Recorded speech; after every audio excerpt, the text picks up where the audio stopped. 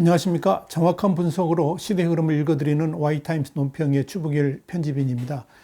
일본군 위안부 강제동원 피해자 이용수 할머니가 5월 25일 날 두 번째 기자회견을 가졌습니다. 그런데 이 기자회견에서 크게 세 가지의 문제를 집중적으로 거론했습니다. 첫째는 윤미향 당선자 범죄 의혹은 검찰 수사로 규명해야 된다. 두 번째는 정대협 활동은 위안부 할머니들보다 모금이 더 우선이었다. 그리고 세 번째는 위안부 피해 여성 관련 시민단체 운동이 한일 양국의 미래 세대에 대한 교육 중심으로 방향을 전환해야 된다. 이겁니다. 특히 이용수 할머니는 1992년 6월 25일 날 위안부 피해자 신고를 할 때의 사실부터 시작해가지고 너무나도 정확하게 과거 일들을 회상하면서 제주는 곰이 넘고, 그러니까 위안부 할머니가 넘고, 돈은 떼놈이 챙겼다. 떼놈이라는 것은 윤미향 같은 정대협을 말하는 거죠. 그러면서 이 모금 중심의 정대협 활동에 대해서 강력한 분노와 함께 비판을 가했습니다.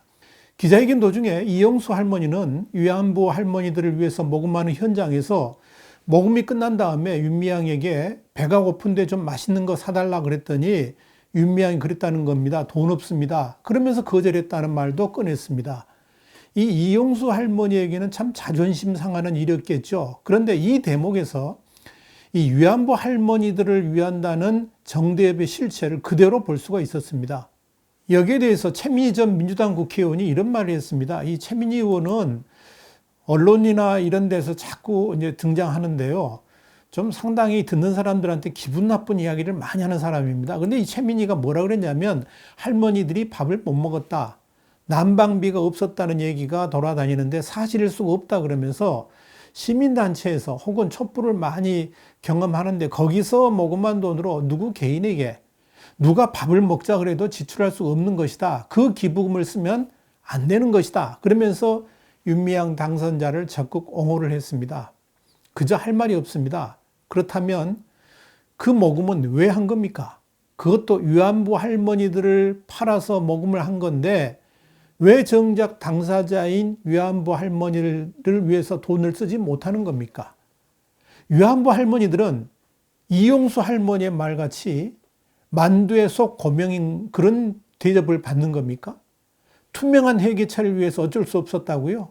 정대협과 정의기억연대가 저렇게 부실투성이 회계처리로 도마에 올라와 있는데도 그런 말이 나오는 겁니까? 한마디로 위안부 할머니들을 전면에 내세우고 모금하고 후원금과 정부 보조금 받아가지고 정작 위안부 할머니들을 위해 사용한 것이 아니라 당사자인 윤미향 본인과 가족, 남편의 신문사 그리고 재산 불리는 데 사용한 거 아닙니까? 그러면서 대외적으로 여성 인권 운동한다고 홍보한 것 아닌가요? 정의기억연대의 활동, 특히 돈을 많이 쓰는 것 중에 하나가 이 전쟁 피해 여성들 지원 항목입니다. 여기에 쓰는 돈들이 위안부 할머니들을 위해 쓰는 비용보다 훨씬 많습니다. 정작 위안부 할머니들은 춥고 배고픈데도 정대협과 정의기억연대는 여성인권 운운하면서 다른 데 돈을 펑펑 썼습니다. 본말이 전도된 겁니다. 그러다 보니까 할머니들을 위해 쓴 것보다 여비, 교통비 이런 데 훨씬 더 많이 썼다는 거 아닙니까? 그럴 거면 위안부 할머니들을 팔아먹지는 말아야 될 거 아닙니까? 여러분 어떻게 생각하십니까? 2008년 사망한 고 신미자 할머니의 육필 일기장이 26일 날 공개가 됐습니다. 이 일기장에는 윤미향과 정대협이 위안부 할머니들을 제대로 지원해주지 않고 도중에 지원금을 착복했다 그러면서 정대협은 고향이고 위안부는 생선이라는 말까지 있었습니다. 그 육필일기에 나온 내용 제가 몇 가지 소개해드리죠. 1997년 수원 어느 교회에서 신미자와 문필기 2008년에 사망하셨는데요. 이 신미자 문필기와 함께 증언을 했는데 교회에서 준 100만 원 중에서 신미자 10만 원, 문필기 10만 원을 지한 80만 원을 윤미향이 가로챘다. 2003년 10월경 위안부 할머니 15명을 모시고 금강산 관광을 가면서 신미자에게는 연락이 없었다. 정부에서는 125명의 관광비를 지불했다. 정대협이 110명치를 부정하게 먹었다. 이건 2003년 10월 당시에 정대협이 주관한 금강산 인권 캠프에 관련된 내용입니다. 한마디로 정대협은 위안부 할머니들의 피를 빨아먹는 거물이다. 대사관 앞에서 데모하는 것도 정대협 먹고 살기 위한 것이다. 어떻게 생각하십니까? 할 말이 없습니다. 특히 이 일기장에는 정대협 측이 자신을 가짜 위안부라고 인신공격했다는 대목도 나옵니다. 2005년 10월 윤미향이 자신을 가리켜서 커미션을 뜯어먹고 사는 나쁜 년이다 이렇게 비방했다는 겁니다. 이렇게 자신을 비판하는 위안부 할머니들에게는 지원도 완전히 끊고 심지어 기린비 명단에서 제외하는 일까지 발생했습니다.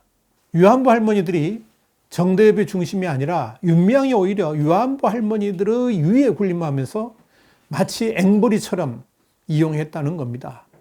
여기서 우리는 윤미향의 유선과 윤미향의 오만을 볼 수가 있습니다.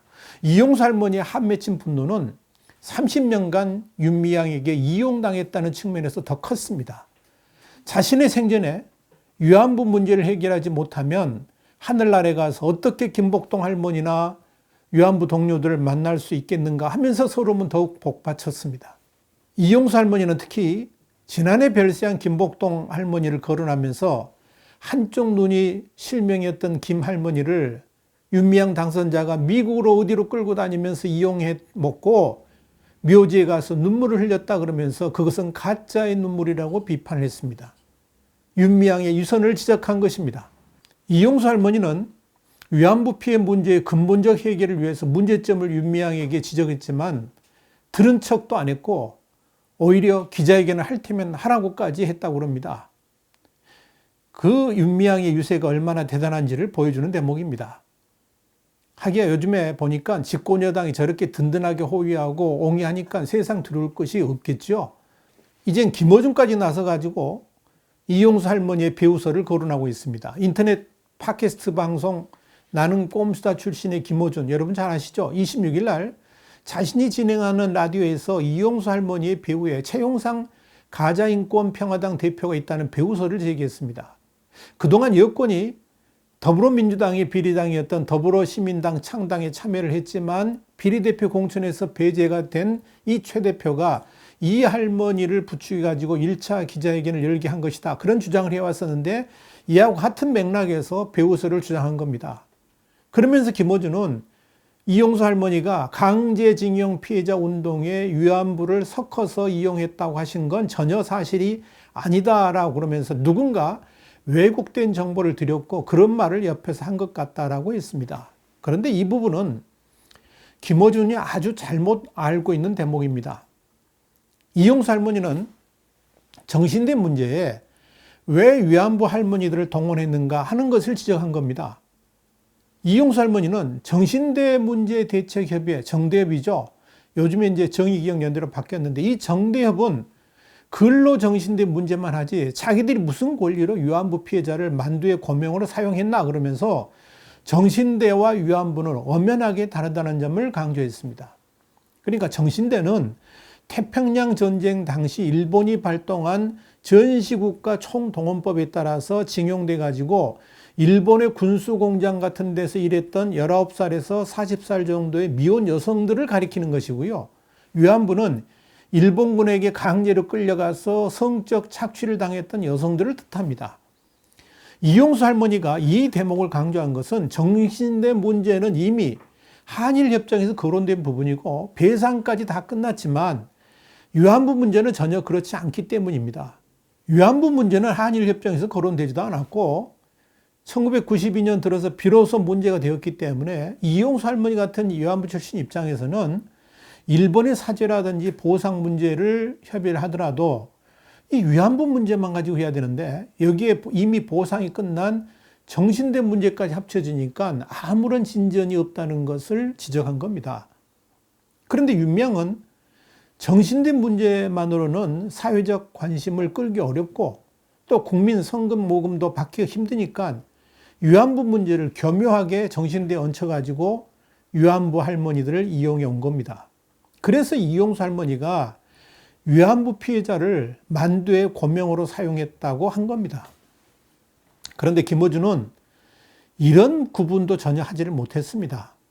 김어준은 또 할머니의 기자회견문도 할머니가 직접 쓴 게 아닌 것이 명백하다 그러면서 회견문에 등장하는 소수 명망가에 의존하지 않는다. 뭐 이런 표현은 정치권 용어라고 그랬습니다. 참 할 말이 없습니다. 김어준은요, 지금 진짜 봐야 될 건 아예 볼 생각도 않고 그저 티끌을 보면서 이건 문제다라고 지적하는 셈입니다. 여러분, 할머니가 구술을 하면 옆에 있는 사람들이 그걸 PC로 쳐가지고 그 다음에 그걸 프린터로 만들어서 기자들한테 나눠줘야 되니까 옆에서 글을 다듬을 수 있는 건데 그걸 가지고 그런 말을 하는 겁니다. 그러니까 여러분, 아무리 김어준이 배우설을 꺼낸다고 한다고 해서 윤미향과 정의기억연대의 부패나 비리가 덮여지지는 않습니다. 그걸 알아야 됩니다.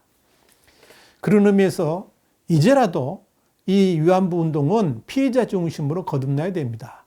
위안부 할머니들과 관련해 가지고 피해자 중심이라는 용어는 문재인 대통령이 꺼낸 화두였습니다. 당연한 말입니다. 위안부 할머니들을 위한 운동에 위안부 할머니가 중심이 있어야지 정작 당사자들은 곁다리고 윤미향 같은 운동가들이 할머니들을 좌지우지하고 진짜네 가짜네 판정이나 하고 있다 그러면 이건 이미 피해자 중심을 한참이나 벗어난 겁니다. 분명한 것은 그동안 위안부 할머니들을 위한다는 정대협이나 정의기억연대는 기실 할머니들을 위한 단체가 아니라 할머니들을 이용해서 가지고 자신들의 이속만 챙긴 악덕 앵벌이 단체였습니다. 이용수 할머니가 진실을 말하기 시작하니까 윤미향은 할머니의 기억이 달라졌다 그러면서 치매로 몰았죠. 그런데 25일 날 전국에 생중계된 이용수 할머니의 기자회견은 모든 국민들에게 이용수 할머니의 기억에 전혀 문제가 없다는 것을 입증시켰습니다. 오히려 윤미향 당선자가 자신의 이익을 위해서 자신의 뱃속을 배불리기 위해서 위안부 할머니들을 앵벌이로 이용해왔다는 것을 명명백백하게 보여줬습니다. 전 국민의 관심도 뜨거웠습니다. 유튜브를 제외하고 공중파와 TV조선 같은 종편 채널 시청률 합계만 해도 10.69%나 나왔다고 합니다. 대낮 생중계에 이렇게 높은 시청률이 나왔다는 것은 그만큼 국민적 관심도가 뜨겁다는 것을 입증해 줍니다. 이런 현상은 아직도 우리 사회가 소위 정의라는 것에 대해서 얼마나 목말라하고 있는가를 단적으로 보여줍니다. 그동안 윤미향과 정의기억연대는 위안부 문제 자체를 스스로 성역으로 만들어 왔습니다. 그러면서 그 안을 어느 누구도 들여다보지 못하게 하고 또 아예 의심할 여지 자체를 주지 않았습니다. 그 사이에 위안부 할머니들은 점점점 배제되어 갔고 윤미향 일파들만 호가호위하는 단체로 변해버렸습니다. 그럼에도 불구하고 국민들의 이 정의기억연대에 대한 후원금 계속 보내진 거죠. 그 후원금이 정작 위안부 할머니가 아니라 정의기억연대라는 시민단체 중심의 운동가들의 먹고 사는 방편이 되었고 그 중심에 있는 윤미향의 개인적 일탈에 쓰여진 겁니다. 미래통합당 곽상도 의원에 의하면 윤미향 당선자 일가가 1995년부터 2017년까지 아파트와 빌라 등 5채를 모두 현금으로 샀다고 합니다. 윤미향 일가는 위안부 할머니 이름을 팔아서 모금을 시작했던 1992년 이후에 1995년에 경기도 수원시 송죽동에 있는 빌라를 매수했고요.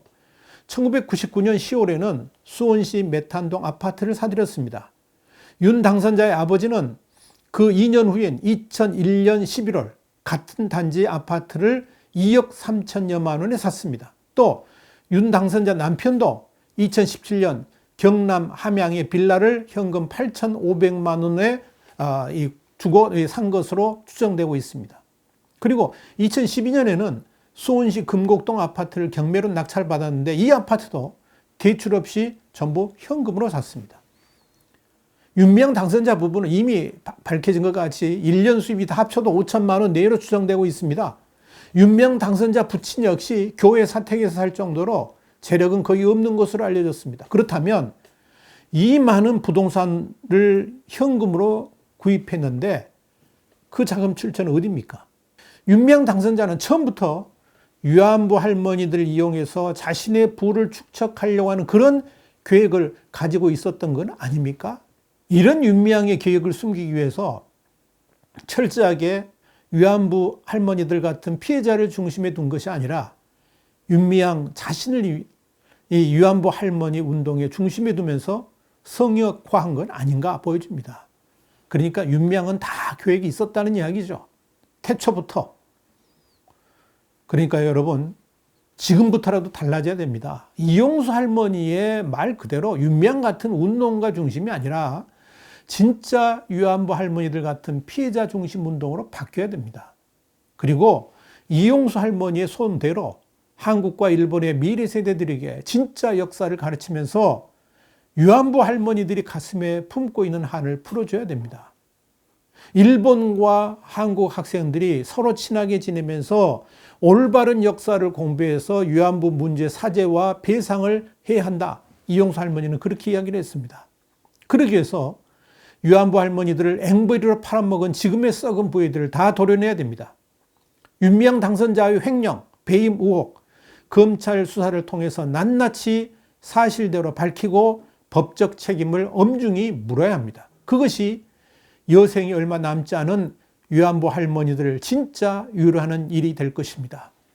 와이타임스 논평이었습니다. 다음 시간에 다시 뵙겠습니다. 감사합니다.